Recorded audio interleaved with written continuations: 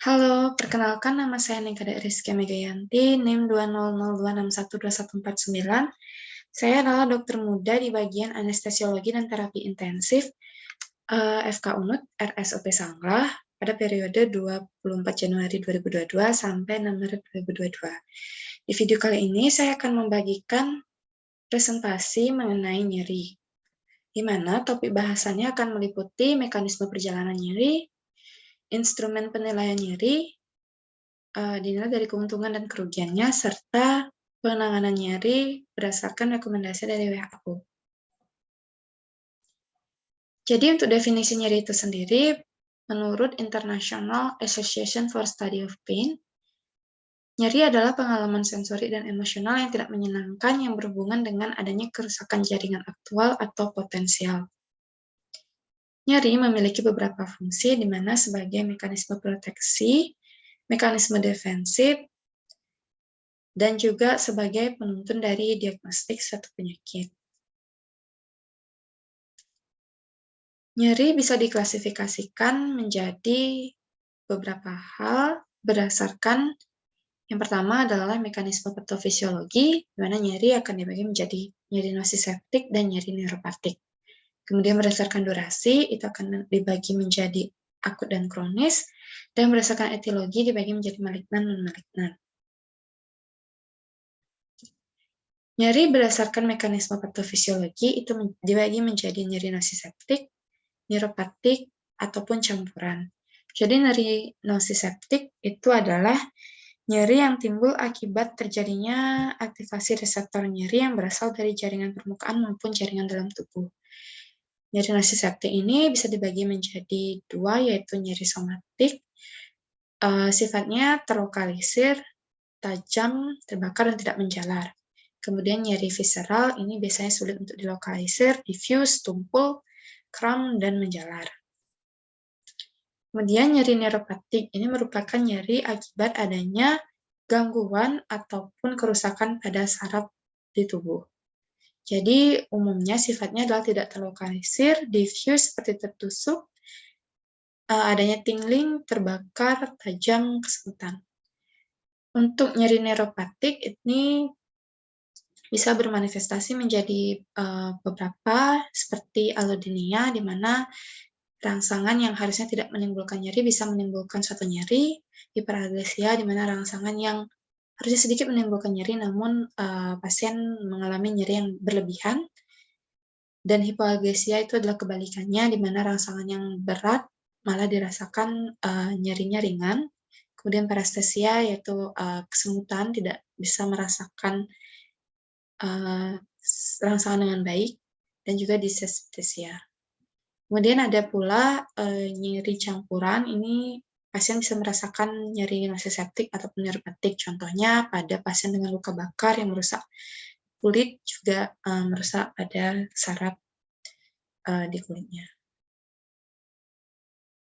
Kemudian pembagian berdasarkan durasi, ini ada nyeri akut dan nyeri kronis. Umumnya nyeri akut itu kurang dari antara seminggu dan kurang dari 3 minggu. Kalau nyeri kronis itu lebih dari 3 minggu. Jadi untuk klasifikasi dari nyeri akut dan kronis sesuai dengan tabel itu ada onset dan durasi. Biasanya nyeri akut itu adalah tiba-tiba, durasinya singkat, dan membaik atau hilang dengan penyembuhan jaringan. Sedangkan nyeri kronis ini biasanya insidius, tidak jelas, nyerinya biasanya persisten, dan itu terjadi meskipun penyembuhan jaringan sudah ada. Kemudian untuk sinyal pada nyeri akut itu merupakan suatu tanda awal adanya kerusakan jaringan. Sedangkan nyeri kronis itu bukan merupakan suatu sinyal awal adanya injury. Untuk keparahan pada nyeri akut sesuai dengan kerusakan jaringan yang terjadi, sedangkan nyeri kronis ini keparahannya tidak berkolerasi dengan kerusakan jaringan. Kemudian untuk peran dari sistem saraf pusat pada nyeri akut, umumnya sistem saraf pusat intak, dan nyeri akut itu adalah satu gejala penyakit. Jadi ada penyakit yang mendasari yang menyebabkan timbulnya suatu nyeri akut. Sedangkan untuk nyeri kronis itu adanya disfungsional sistem saraf pusat, di mana nyeri kronis ini bisa merupakan bagian dari penyakit itu. Untuk efek psikologisnya, biasanya nyeri akut ini jarang menimbulkan gangguan psikologis, namun apabila nyeri tidak diatasi, ini bisa menimbulkan cemas dan kesulitan tidur pada pasien. Sedangkan untuk nyeri kronis, untuk efek fisiologisnya sering berasosiasi dengan depresi, emosi, marah, takut, serta gangguan sosial. Kemudian klasifikasi nyeri berdasarkan etiologi, itu ada nyeri malignan atau cancer pain. Sesuai dengan namanya, dia akan berasosiasi dengan kanker, nyeri karena kanker itu sendiri, atau juga bisa berkaitan dengan terapi dari kanker itu, misalnya seperti kemoterapi, radioterapi, atau pembedahan. Sebagai contoh, pada kemoterapi ini bisa memicu adanya nyeri neuropati perifer, dan juga pasca bedah itu bisa menimbulkan adanya nyeri nociceptic. Kemudian nyeri non-malignan ini biasanya tidak berkaitan dengan adanya keganasan atau malignansi. Selanjutnya saya akan membahas mengenai mekanisme perjalanan nyeri, di mana pada mekanisme perjalanan nyeri ini ada 4 proses fisiologis yang terjadi. Yang pertama ada transduksi, kemudian ada transmisi, ada modulasi, dan juga ada persepsi. Jadi, untuk mekanisme nyeri itu sendiri dimulai dari rangsangan, yaitu secara termal, mekanik, atau kimia dengan intensitas tertentu yang berbahaya, yang saat bersentuhan dengan jaringan, apabila menimbulkan luka, maka akan menimbulkan adanya mediator inflamasi. Contoh dari mediator inflamasi itu seperti globulin, protein kinase, arachidonic acid, histamin, nerve growth factor, substance P, calcitonin gene-related peptide. Nah, mediator ini akan merangsang inisiasi potensial reseptor dan konversi stimulus yang tadi menjadi aktivitas listrik pada serabut sensorik nociceptik. Nah, ini adalah disebut juga sebagai proses transduksi, yaitu berubah rangsangan menjadi aktivitas listrik. Nah, kemudian potensial aksi ini akan dibawa sebagai sinyal aferen melalui serabut saraf sensori ke ganglia akar dorsal dan juga cornodorsalis sumsum tulang belakang. Proses ini juga bisa disebut sebagai proses konduksi, di mana potensial aksi dihantarkan ke ganglia akar dorsal dan juga cornodorsalis sumsum tulang belakang. Selanjutnya, sinyal akan ditransmisikan ke batang otak dan talamus melalui tractus spinothalamicus, di mana selain ada proses ascending tadi, maka akan terjadi juga proses descending modulatory pin pathways. Ini bisa juga disebut sebagai proses modulasi, di mana rangsangan akan diteruskan atau dihambat oleh interaksi sistem analgesik endogen dengan impuls nyeri yang terjadi pada periaqueductal perimeter dan juga nucleus rapimagnus, dan ini akan merangsang pelepasan dari opioid endogen yang bisa menghambat transmisi impuls nyeri di cornodorsal. Nah, setelah itu, sinyal yang tadi akhirnya akan dibawa ke korteks somatosensori, di mana korteks ini merupakan persepsi pusat sensoris, di mana dia akan menginterpretasikan rangsangan tadi menjadi suatu pengalaman yang menyakitkan atau suatu nyeri. Ini dinamakan dengan proses persepsi. Ini adalah gambar dari mekanisme perjalanan nyeri. Seperti yang tadi saya jelaskan, adanya kerusakan tisu injuri, ini akan merangsang adanya mediator inflamasi yang mengubah rangsangan tersebut menjadi suatu potensial aksi yang nantinya akan dibawa ke dorsal root ganglion, kemudian dibawa ke cornodorsalis pada medula spinalis, nanti akan ditransmisikan ke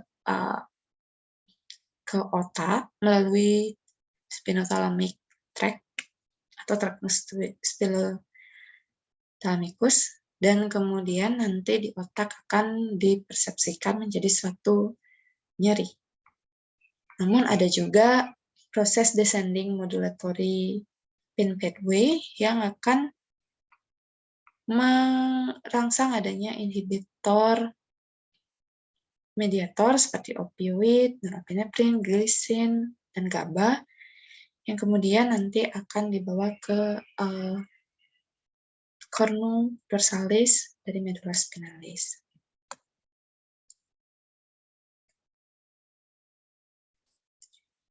Baik, selanjutnya saya akan menjelaskan mengenai penilaian nyeri. Jadi, untuk instrumen penilaian nyeri, ini ada yang unidimensional dan multidimensional. Yang unidimensional ini biasanya digunakan pada nyeri yang akut, sedangkan multidimensional itu biasanya digunakan pada nyeri yang kronis.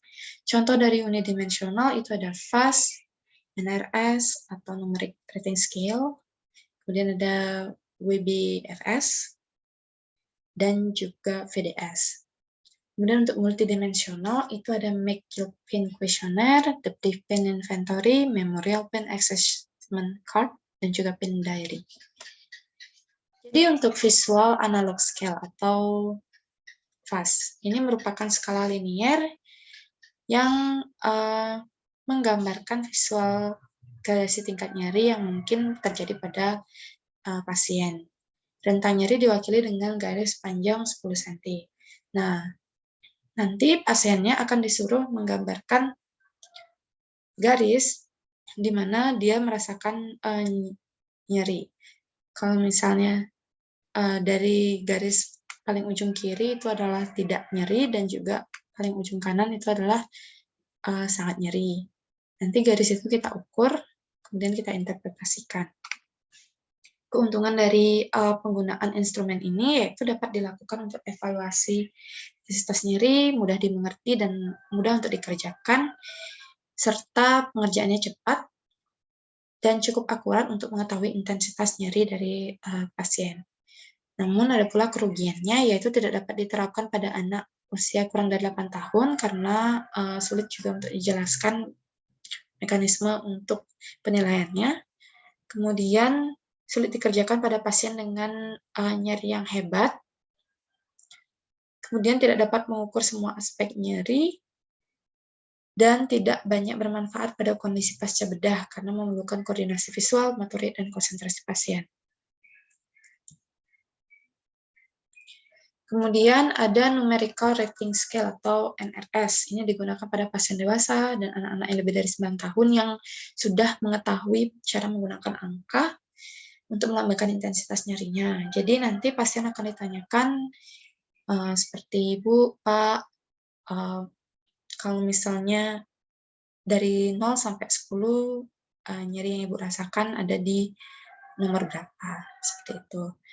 Nah, untuk keuntungannya, ini dapat diberikan secara verbal atau tertulis pada pasien, kemudian mudah untuk diinterpretasikan, dan dapat digunakan secara universal tanpa kesulitan untuk mentranslasi. Ini juga valid untuk menilai intensitas nyeri. Tapi adapun kerugiannya yaitu hanya dapat menilai satu aspek nyeri yaitu intensitas. Kemudian tidak dapat menilai pengalaman nyeri pasien, tidak dapat menilai adanya fluktuasi nyeri, kemudian adanya keterbatasan kategori dan juga pilihan, dan hanya efektif atau bagus dalam menilai nyeri dalam 24 jam terakhir. Kemudian ada Wong-Baker-Face Pain Scale atau WBFPS. Ini adalah digunakan pada pasien dewasa dan juga anak-anak lebih dari 3 tahun yang tidak bisa menggambarkan intensitas nyeri dengan angka. Untuk keuntungannya, ini dapat digunakan pada pasien mulai dari usia 3 tahun dan pasien dengan gangguan kognitif karena penilaian dilakukan oleh pemeriksa, di mana menilai ekspresi dari pasien.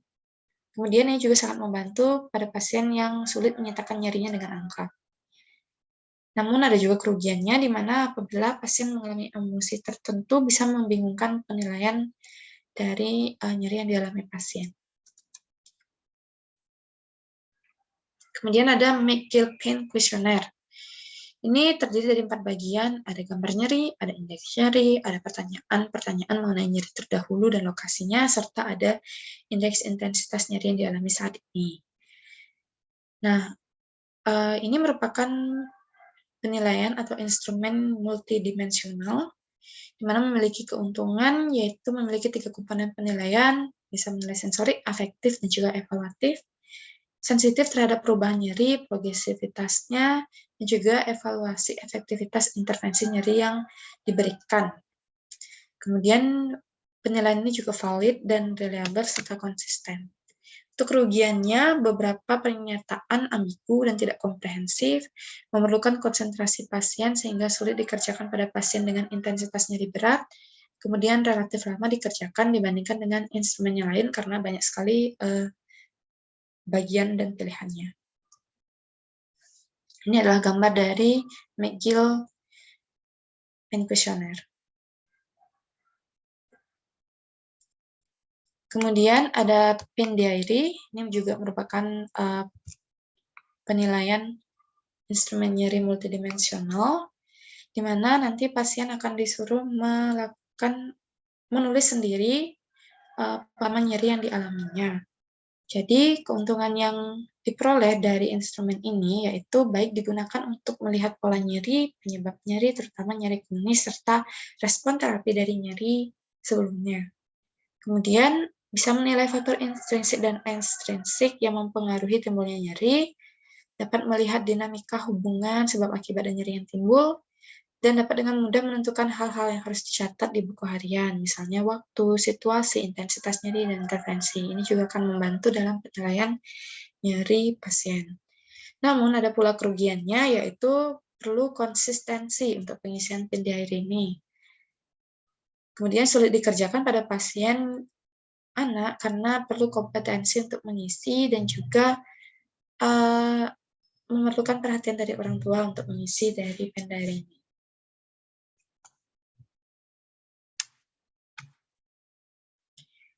Baik, selanjutnya saya akan menjelaskan mengenai manajemen dari nyeri.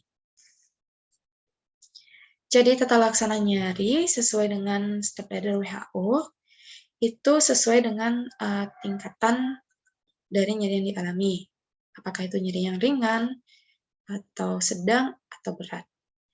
Jadi, biasanya rekomendasi dari WHO ini digunakan pada nyeri kronik, yaitu pada cancer pain, di mana pemberian dimulai dari tangga paling bawah, yaitu dari non-opioid analgetik seperti aspirin, paracetamol, ibuprofen, dengan atau tidak adjuvan.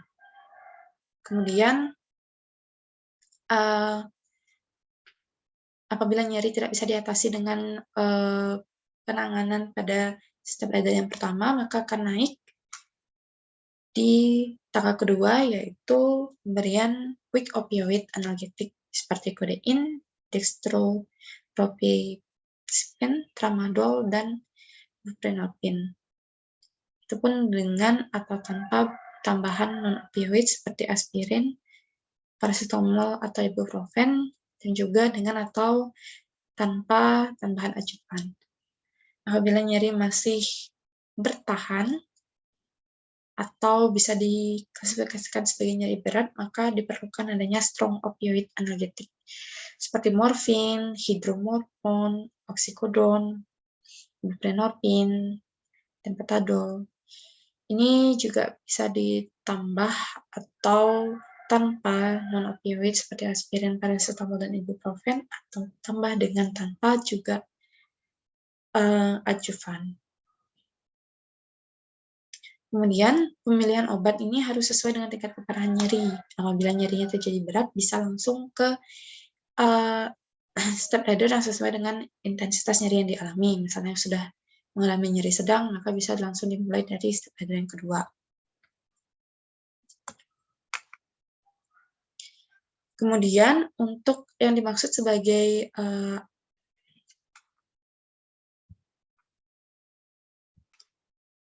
yang termasuk dengan adjuvan, yaitu adalah antidepresan seperti amitriptilin, antikonvulsan seperti gabapentin, dan juga kortikosteroid seperti dexamethasone.